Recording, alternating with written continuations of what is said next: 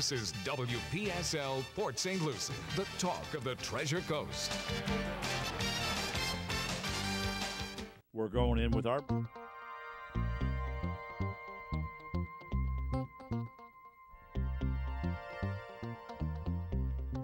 The views expressed on the following program are not necessarily those of WPSL. However, we do encourage you to like and share them on Facebook because we are very proud of the African American scene, presented every week at this time by Howard Insurance in Port St. Lucie and hosted by Rudy Howard.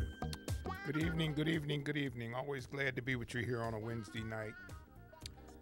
I will tell you, and last week we had a flurry of calls within the last 15-20 minutes. So I'm gonna try to leave open from where we were last week.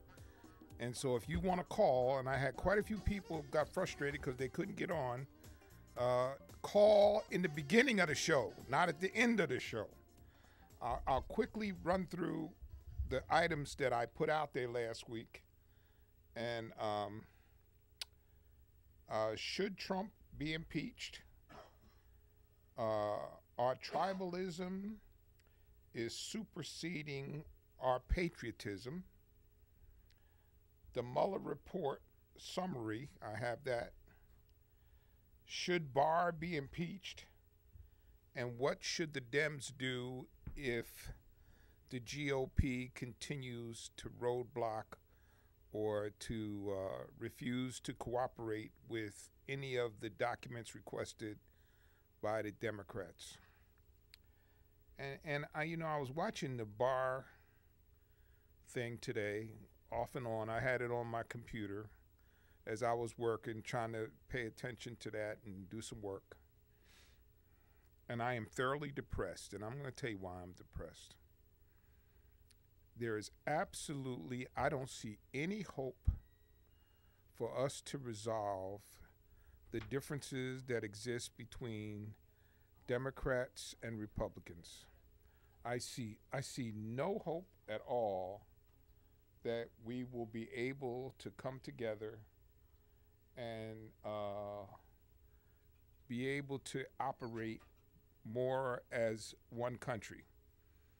We are so deeply entrenched in our tribalism that I can't imagine how we'll be able to bridge that gap. And that is very depressing to me. So, but if you have any ideas, I'm willing to listen. And I'm going to tell you, I will admit, I'm part of the problem because I am so aggravated with how some of the things have been done in the past by the GOP. I want revenge as much as anybody, and that's not like me, but I'm feeling that way now. So, but anyway, so if you want to call up and comment on any of those topics, please feel free to do so. I welcome your thoughts. I would especially, if you have any ideas how we can bridge this divide that we're on now between the Democratic Party and the Republican Party, please, I would welcome your thoughts. Because, like I said, it's just depressing to me because I don't see any end in sight. Everybody's in their corner. I was watching it today, and, even when there was an issue that's straightforward fact, the Republicans felt the need to defend and deflect. And, it's just crazy. So what you watch the two parties go at it when they're trying to find out the cause and effect of what happened, and you're not getting that. All you're getting is a war. And if your party, if you're a conservative, you feel your party did the right thing because they were trying to protect the president. Well, it doesn't matter if the president was lying or he did something wrong. Come on. It has to be that we can deal with honesty when it comes to our country. Our country now is secondary to the tribalism. The tribalism comes first, and the country comes second. And I think that's very depressing. Every year, Parade Magazine does a annual report on what people earn, and I'm going to give you a couple of salaries from this report. Now, and by the same token, please, I continued from last week because so many of you called in the last 15 minutes and I couldn't get you on. So if you want to call up and talk about any of those topics that I mentioned, or you want to talk about the bar situation today, I'll be glad to listen to it. But as I was watching the bar situation, I thought about what Eric Holder went through, and they put him in contempt of Congress for failing to respond. And now we have the president not wanting to respond to anything, even though Eric Holder did give over documents. Now, they were not happy with the documents that he gave them, and they kept pressing for more documents. And he felt some of those documents were protected. But so as I was watching that, and I was thinking about what happened with Eric Holder, and I'm like, this is just hopeless, man. We are just in a situation where everybody's goes into their corner and they come out and they throw haymakers at each other, trying to knock the other guy out. That's just where we're at. It's not even boxing with an artful form. It's like kill your opponent. That's the objective. I'm going to beat you into the ground until you give. And we can't operate a country like that. Our country is suffering. I mean suffering because of where we are. And if you can't see that, whether you're a conservative or a Democrat, you're crazy. There has to be some point in time in which we are able to come together and resolve some things as human beings with the best interests of the United States in mind. We used to be that way, but we're not anymore. You'd think somebody would remember something. Oh, man. Because you know what? And listen, you've heard me say this. You've been with me now for years, and I've said this a zillion times. We are at our best when you have conservative ideas and progressive ideas are put on the table and you synthesize them to come up with a solution. That's when we're at our very best. There's this phrase called melting pot that we've been told and misled about all along that would suggest that it would all mix into one big wonderful mixture at some point. But we can't even get the darn thing to stir. No, you can't. It's like making a soup with the consistency of peanut butter. You just can't do it. Here's one of the things I heard recently, and I saw it on the internet. Mitch McConnell is running an ad for his campaign in which he brags about how he prohibited President Obama from getting Merrick Garland a hearing to be on the Supreme Court. He's bragging about it. Now, what does that do? All that does is take guys like me, who's really more of a moderate than anything. You just piss me off. Now I want to kill you myself. I want to beat you into the ground because you are making an issue out of that. And I think that's wrong because what you did was wrong. You took away the righteous authority of the president to make a Supreme Court appointment. Do you think other people feel that way? Oh, yes. Oh, there's Democrats I've known for 20 years who are more like myself, more moderate people like myself, who are like, give them nothing, sue them, don't let them get away with anything. They're there. So are we vulnerable to another civil war, perhaps? I have one friend who 2 years ago said to me, I am very concerned that we could be headed for big trouble. And I am too. I'm one of those people. I'm concerned. Well, we've got very good reason to be concerned when your political party is more important to you than your family. Yeah. That and don't think it's not happening out there, because I'm from Massachusetts, and when I left Massachusetts, I escaped something that I had no idea that I escaped from, and that's the intolerance towards Republicans. Because when you're in Massachusetts, you're born Democrat. No Republicans were ever born in Massachusetts. When you're born in Massachusetts, you're a Democrat from the day you're born.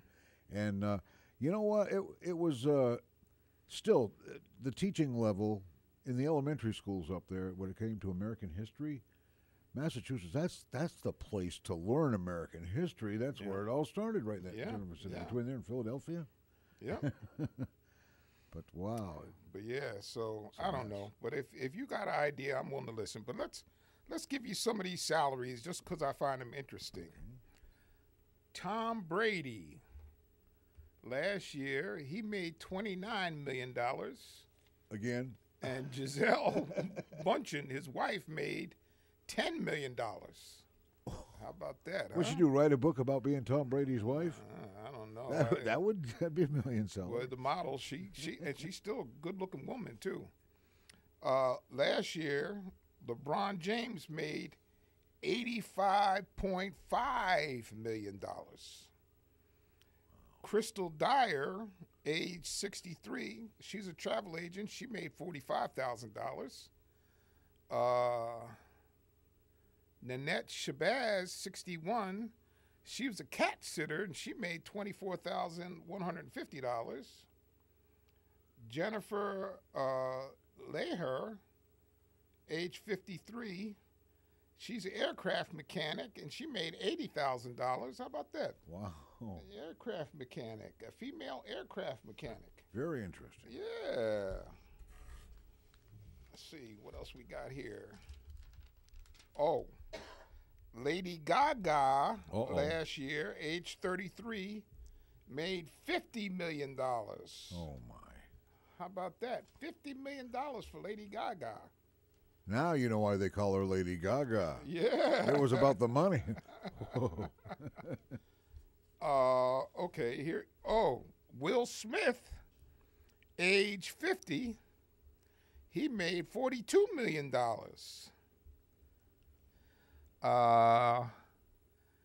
Marcy Weber, age 55, she's a guest engagement specialist. She made $32,000. Let's see what else we got here. We have Wendy English, 47, is a high school business teacher in Churchville, New York. She made $66,000. Mary Shaw from Orange, California. She's a church youth coordinator. She made $18,000. Now, watch this one here.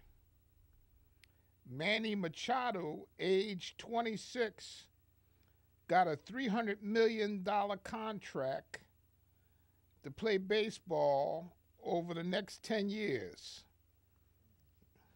$300 million. How about that? And they get to play for a living. Yeah. And our high school business teacher made $66,000. How about that, huh? You talk about things out of balance. Melissa Briers, 51, is a registered veterinarian technician. She made $17,000.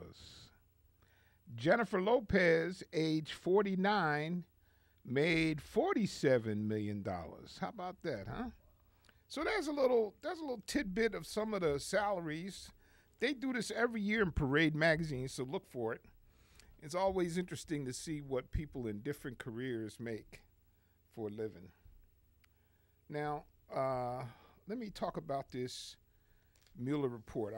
I got a chart off of the internet, and it's broken down in 3 ways. Obstructive act, and an obstructive act is anything that blocks, makes difficult, or hinders an investigation. That's an obstructive act. Corrupt intent, knew they were acting improperly or with an improper motive. That's element number 2. And the final element is a nexus to an official proceeding.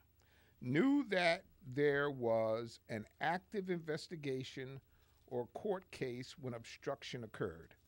So those are the 3 categories. And I'm going to give you the incident, and then I'll tell you if it qualifies obstructive, intent, or nexus. Asked Comey to see your way to letting this go regarding Flynn. Obstruct, yes. Intent, yes. Nexus, yes. Asked McGahn to stop Sessions from recusing himself. Intent, yes. Nexus, yes. Fired Comey. Obstruct, yes. Intent, yes. And nexus, yes. Tried to fire Mueller. Obstruct, yes. Intent, yes. Nexus, yes. Tried to get the investigation to only focus on future elections. Obstruct, yes. Intent, yes. And nexus, yes. Lied to the press about the Trump Tower meeting. Obstruct, no. Intent, no. And nexus, no. 3 no's across the board. That doesn't qualify as an obstructive act. And you know what? I kind of agree with that, too. Tried to have just Sessions take over the Mueller investigation. Obstruct, yes. Intent, yes. Nexus, yes. Ordered McGahn to deny Trump's attempt to fire Mueller. Obstruct, yes. Intent, yes. And nexus, yes. And I could go on and on here, but you get the idea. Now, I was listening to some of it today, and you could see some of those members of the Senate were pretty sharp. I especially was impressed with Kamala. Kamala asked Barr, had he seen any of the underlying information that Mueller used to bring a conclusion to his investigation? And he said no. And, you know, she's former prosecutor for the state of California. So she was like, how could you make the decision that the president was innocent when you hadn't done your homework to look at the underlying information? I thought, bullseye. That was a tough one right there. So now, as I was listening and watching what was going on, it just was very depressing because it was a fight. Just, I'm gonna fight for my side, and you fight for your side, and to hell with the truth. The truth don't matter. Truth, I don't know what's going on. I've sure heard that a lot before. Truth now, and me and my brother-in-law have had this debate, and he keeps telling me, Rudy, you're trying to use logic. And I say, Larry, he says, no. He said, it's your truth and their truth. And I'm starting to think my brother-in-law Larry is right. But there's really only one truth. But for some reason, there seems to be my truth or your truth and the other person's truth. I don't know how. Made to order, tailor-made truth. Yeah, I don't know how we got there. I don't remember that, growing up, but because I could tell you in my house, the belt said there's only one truth. You told the truth, or the belt helped you tell the truth. Now, on the other hand, Mark Twain said that it's easier to fool a man than it is to convince him he's been fooled. There's probably some truth to that. Yeah. There's probably a lot of truth to that. Well, don't let me think that I've been tricked. No, I know everything. You can't fool me. Tell me I've been lied to. You know, that's an understatement. We're all lied to about something. Yeah. All you got to do is seek truth. Yeah, seek truth. I'd say truth is the best bet. And you know what? So here's the problem, though. When we are so committed, and the phone number again is 340-1590. That's 340-1590. When we are so committed to our side, then we tend to miss out when the facts don't line up with what our side thinks they should line up. So now all of a sudden you hit an impasse because if it doesn't line up, now I got to try to make it fit because I can't give in to your side because my side has to win. What a sad state of affairs we are in now, man. And listen, our democracy, I have learned in the past couple of years, our democracy is much more fragile than I thought it was. Because our democracy is held together by some norms and accepted practices that are not part of the law, especially when it comes to the White House and the president. And what we've seen now, if you have somebody who disregards those norms and practices, it's having a negative effect on the operation of our country because nobody ever felt the need to do it because it was just commonly accepted practices that people who went to the White House lived by. So I don't know, man. We gotta do something, and not sure what it is that we need to do. But and then I'm gonna tell you, throwing down the gauntlet like they're doing now, which President Trump's not gonna let anybody testify. He's not gonna let any documents come out. You know, Elijah Cummings said he has not released a single document that's been requested. There's just going to be an all-out war, a bloodbath, because Democrats are going to fight.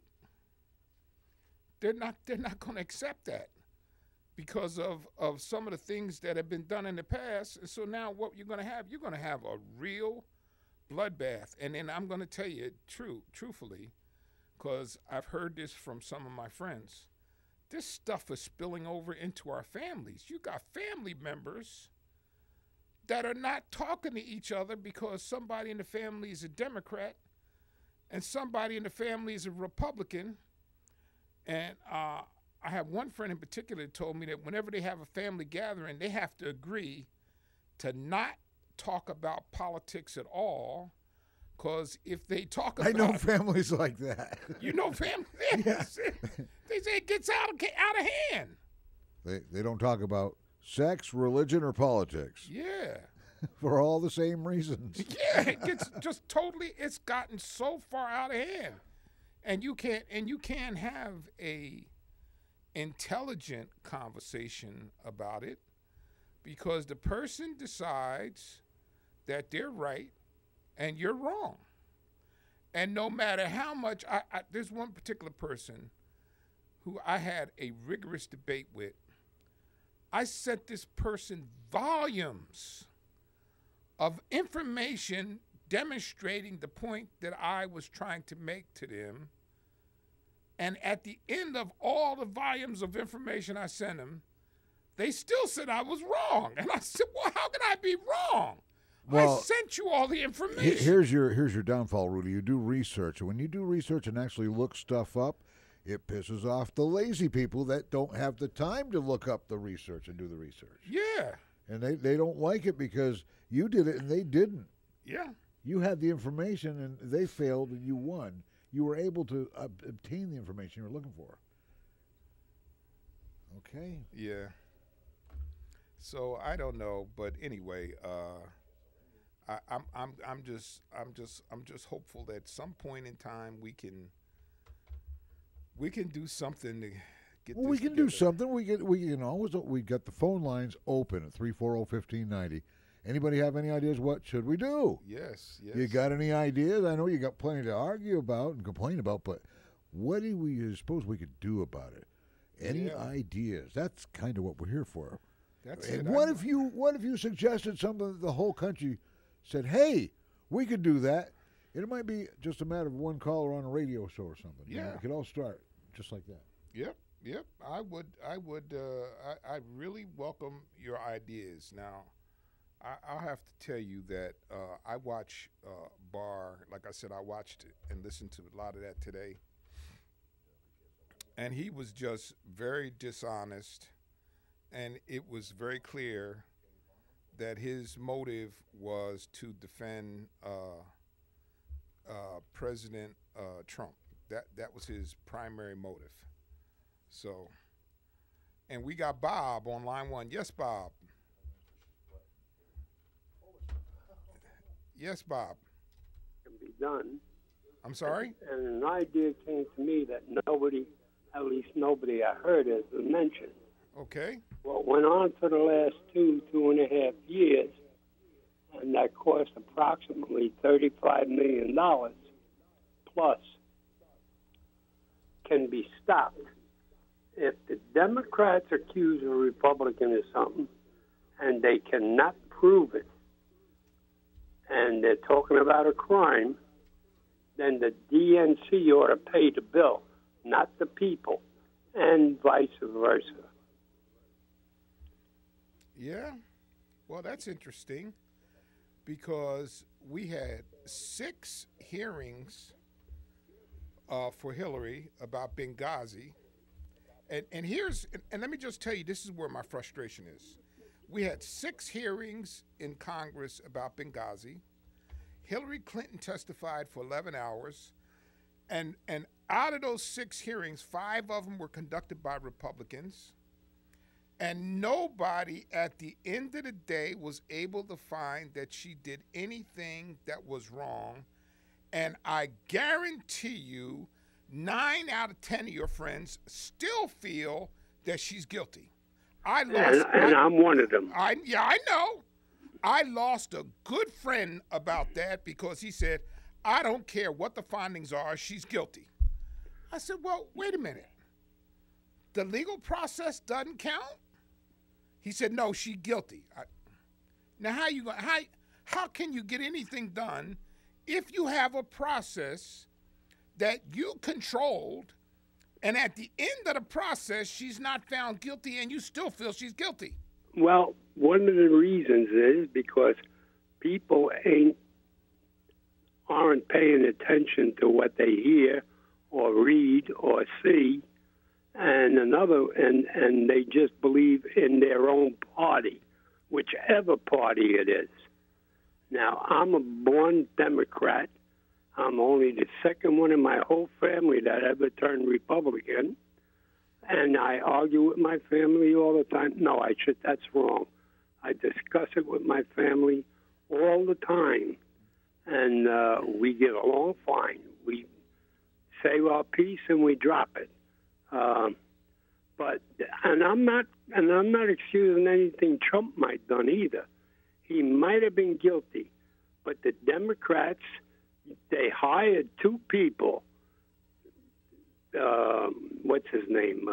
The guy that did the investigation and everything.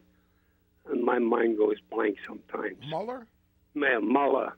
And he wrote down his however many pages he did, and his boss reiterated and put out in the news what Mueller wrote out. No Democrat wants to believe it. and I'm not totally sure myself, because I don't know and I don't believe anything that I've heard in the newspapers. I don't listen to television news anymore, and I just stay on my computer or my radio, and I listen to different programs on both sides. Well, Bob, let me just say this to you. You have just demonstrated why we have such a big problem, because Bob Mueller has been a Republican all his life, and he wasn't hired by the Democrats. Rod Rosenstein hired Mueller to do the investigation, who's also a Republican. Okay. So Then how why do we didn't get there? I mean, you know, but listen, I got another call, but thank you for calling, Bob. Okay. And we got Ken on line too. Yes, Ken. Yes, sir. Big fan of yours. I want to know why the Democrat presidential hopefuls are not running on Obamacare. I don't know. I mean, I remember way back when it was passed in the middle of the night, and Nancy Pelosi said that we would find out about it afterwards, after it was passed. But obviously, it was a flop. But it wasn't a flop. Am I correct or not? No, you're not correct. But let me Okay. Let me tell you why. What happened is, and I'm faulting Democrats for this, they allowed the Republicans to capture the message. And the message, they put up all kinds of crazy stuff like death squads and all kinds of things. Right, and right. They No, I agree with you. Okay, I agree with you. They distorted the message so bad Yeah. till people hated it. Now, if you look today, the Mm-hmm. last I heard about 6 months ago, it's got a 70% favorable rating. Okay, well then why isn't the new Democratic presidential hopefuls running on that, saying Trump destroyed one of the greatest national health plans in the world? Because that's what we were told right from the very beginning. And not one Republican voted for it. So I need you to tell me why they're not running on it if it is so great, and you're telling me about the how the favorable percentages right now. Okay. Why aren't they doing that? That's a way to destroy him. That's a way to get rid of him. Okay, well, let me tell you why. Well, first of all, they have chipped away at it to the point where there are people now paying obnoxious deductibles and heavy copay costs off of the basic ACA plan. The actual plan in of itself is very sound, and it would be relatively easy to fix. Right. But it would require reasonable people to sit in a room. I could give you a prescription to fix it in like a half an hour, and if I had reasonable people there, I could have that thing fixed and working and humming like a buzzsaw in no time. But you can't, because everybody's got to win, and they hate Obama, and they don't ever want that ACA to stand and have Obama's name attached to it. That's got to be destroyed. You just said 72%, or is they're doing better now? Well, 70% of the public likes the ACA. And matter of fact, some people will tell you they like the ACA and they don't like Obamacare. I've heard that more times than I know what to do with. No, I heard. I have to. And it's the same thing. Yeah. So it could be very easily fixed. Very easily fixed. But we can't, because we can't talk to each other.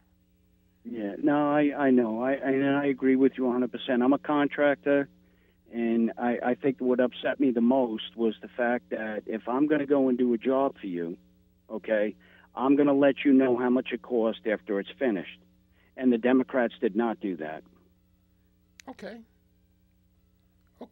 Well, Now, let me. if Obamacare was so good and Trump ruined it, then what would happen? They'd be running on that, but they're not. Well, some because it wasn't that good, and it was just a farce. No, I wouldn't say that. No, because let me just tell you, when that plan first went in, okay, one of the things, and let me tell you one of the things I know right now is a hang up for the people that are involved in the ACA. Okay. They put a mandate in the bill. Now the ACA is not an insurance bill.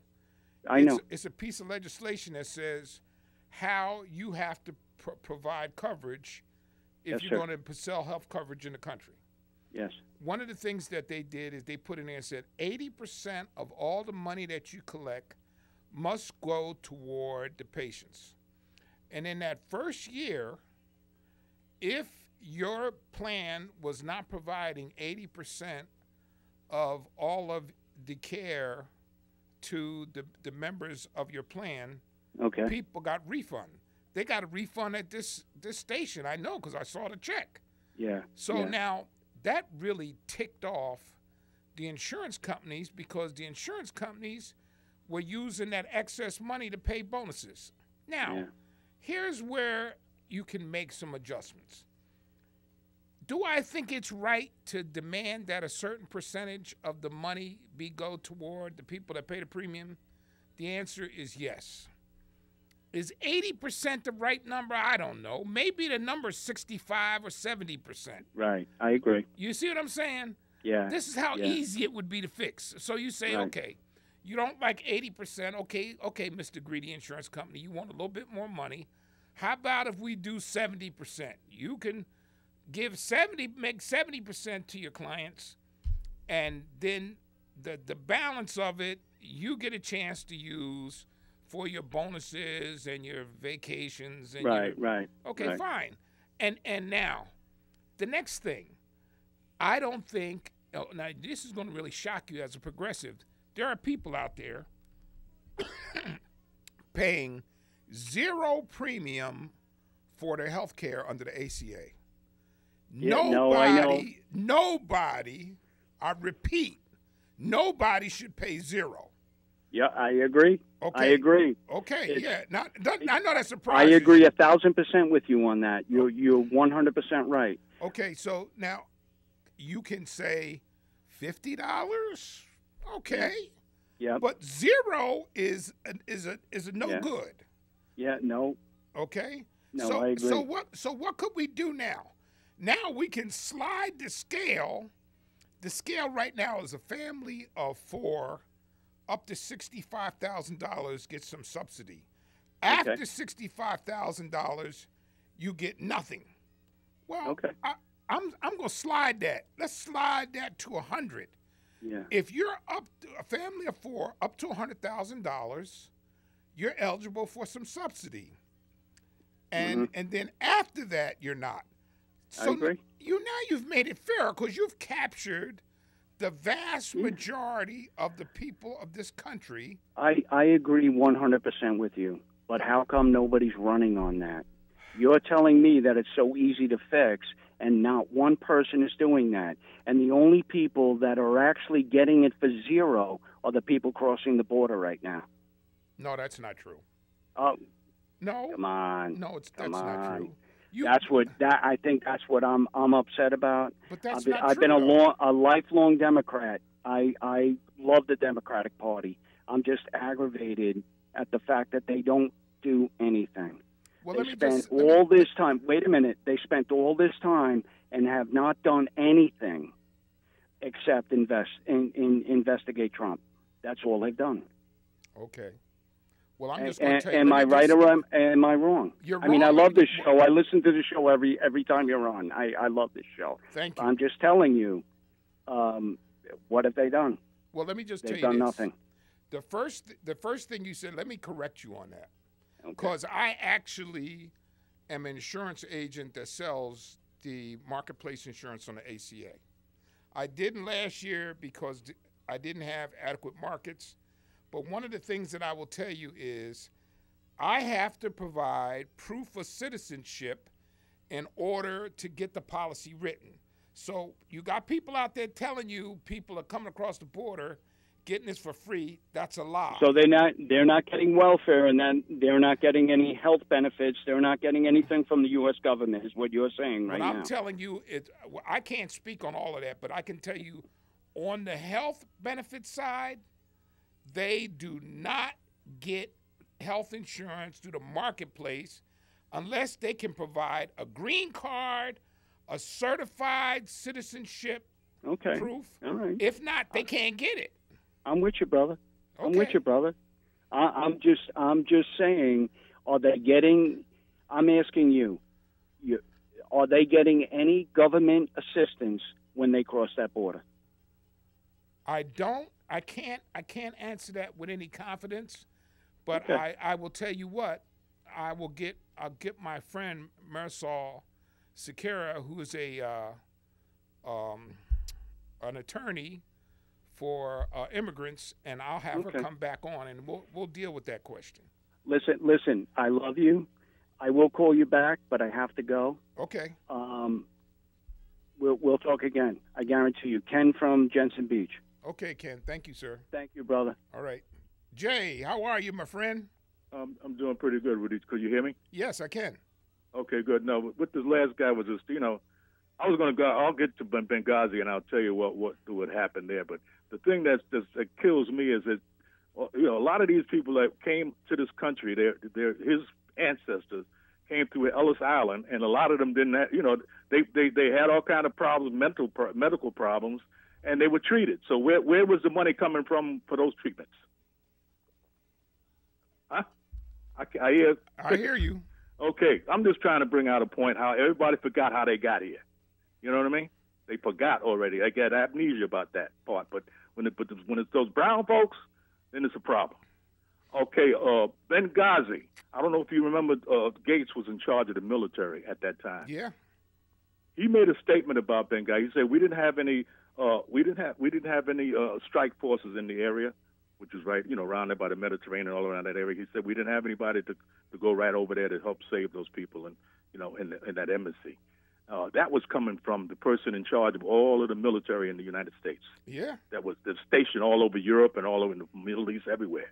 They got bases in there. He said they weren't that close and they couldn't have got there in time for that incident that happened there. But yet, they still spend millions of dollars on that Benghazi investigation. Yes, they did. And I think Hillary Clinton, Yes, they did. And I think Hillary Clinton spent about 11 hours sitting on TV, being investigated, being grilled. Yes, she did. She didn't have to. She volunteered. She said, "I'll be there." And so she came in and she didn't fight the thing like this guy Barr is. You could see that this guy is a piece of work. He's a poor excuse for an attorney general, and it just makes me angry when you know history and you know what happened in recent history. You don't have to go back 100 years. Just go back just 20, 10, 15 years, and you can see, how things happen and how they treat, how these people here think that they're above the law and they can just do whatever they want, and it's just it's unbelievable. But the Affordable Care Act, the reason why that came in because Lieberman was the vote that turned down. They wanted a single payer. The Democrats, they had that all lined up, and Lieberman went against it and knocked it out because I think it was a supermajority. Whether they had to get 60 votes or they only had, and he made it 59, and that wasn't good enough. So they had to settle for the Affordable Care Act. That's how that vote went down back in 2009. Well, the other thing too is that Obama was certain that if he went with the Affordable Care Act without the option, that he would be able to get some of the Republicans on board. He tried his best. Yeah. If you recall, he went after Susan Collins, and he went after the lady in Alaska. He tried to convince them to come on board, and Susan stuck her toe in the water but she wouldn't come on board. So we ended up with the Affordable Care Act the way it was, but that because they wanted a public option. Right. You know what I mean? You're right about that. They wanted the public, and I tell people that all the time. I go, we didn't get what the progressives really wanted. The progressives wanted a public option. Came very close, but we just one of our own turned us down. Turned yellow. Yeah. Well, trying to be conciliatory to get the Republicans to go in on the plan, and it wasn't going to happen. Right. And you see what happened with him when he got to the second term, he just stopped trying. Yeah. Now I can fault him for that because he's the president. He's supposed to continue to try no matter how difficult it is, but he just stopped trying. You know. But see, they always complaining now. They calling the, they say, "Well, this is socialist. This is." Don't they understand what the VA is about? I go to the VA. Yeah. I go to the, and I'm very, and I don't have no problem with it, and I get good treatment when I go to the VA clinic. Yeah. Or VA house when I go down to West Palm to the hospital if I have to go, and that's been going on. The VA is what you would call socialized medicine. If people would wake up and understand it. Yeah. And one of these commentators like Wolf Blitzer or somebody would be smart enough making all those millions to say, hey, wait a minute, VA is socialized medicine. Are you against the VA? Yeah. And see what these Republicans on the set would have to say then, Yeah. Or, you can Medicare. What about Medicare? Your parents were on Medicare. Did they didn't like that because it was they called it socialized medicine? So take it away from them then. Jay, I gotta let you go. I got one more call, and I'm almost to the end of the hour. But thank you for being a faithful listener. And we got Chuck on line one. Yes, Chuck. Hey, Rudy. Just briefly, the Affordable Care Act had problems with the Democrats, just not the Republicans. There was a senator from Nebraska, Iowa, somewhere. His last name was Nelson, like our ex-senators. He refused it. He got his state exempted. That was the only way he voted yes. That's fact. That's history. You can check it out. Okay. All righty. And the way it got passed was they had the votes in the Senate to pass it. It already passed the House of Representatives. Well, I'm speaking fast because I got no time. The Senate was going to be a slim margin. Ted Kennedy died. They had a vote in Massachusetts. The Democrat was supposed to win. A Republican won. Right. That threw everything out of kilter. Now, before the guy could get sworn in, Obama, Pelosi, and Reid had to do something. So they got together and they sent the bill back to the House. The House made it the same as the Senate. That's the only way it can go back. Otherwise, it has to go to a committee. If it goes to a committee to make it all alike, it had to wait till it would be after the guy got sworn in, and then Obamacare or ACH would be dead in the water. So that's how they got it done. That's why the vote was done in the middle of the night. I just wanted to pass on some history. And you know what? You Yes, are sir. you are accurate. Yes, sir. Yeah, you are. I've told you that before in our little chit chats. About. Well, I know you About- do. I know you do your research. Yeah. And I like But that about you. That you don't come at me with garbage. You do your research and you come at me. That's and what- that's That's just what fine. makes this show so great, the comments. Yeah. Well, what he just said. Everything he said was I don't know about the guy out in Nebraska, but Yeah, the rest of it I know that to be true. You can check it out. He would not vote yes for it unless he got his state exempted from it. And they got exempted for like a few years. I don't know if they got put back on it or not. But I know he left the Senate at the end of his term after that. So, but his name was Nelson. I think it was Bob or maybe even Bill. Yeah. But I know it was close to that. All right, I believe you. All righty, sir. I'll let you go. Close it out. Okay, Chuck. Thank you. All right. Bye-bye. Chuck and I have big time debates on Facebook often, but he's a guy I really have a lot of respect for because he always comes at me with facts. He doesn't come at me with Well, that's what garbage. makes good debates. Good facts on Yeah. both sides. Yeah. Not like some of the stuff Steve comes up with. Steve calls me up here, and he come with half-behind truths and partial facts, and then he wants to try to bludgeon me in the head to make me believe. And dominate the conversation. Yeah, and he's wrong. Be the one in charge. And Yeah. It's like, wow, how pompous. Yeah, and he's wrong on top of that. That's the other thing. Chuck does his homework, always does his homework. Wow. So, and I appreciate that about him. So I can always have a conversation with Chuck. But anyway, I still don't know what we're going to do to try to bridge the gap. Like I said, after today, I'm feeling a little depressed because I think it's just hopeless. I think we're in a cycle on a merry-go-round, and I don't see any way off or how to make it stop because everybody now is committed to their tribe, and it's just a very miserable situation that we're in right now. So I don't know, but we have to just keep moving on and put one foot in front of the other. And, and by the way, I got to send congrats out to Nahari Crawford, who was a graduate of Fort Pierce Central. He's been invited to the mini camp for the New York Giants.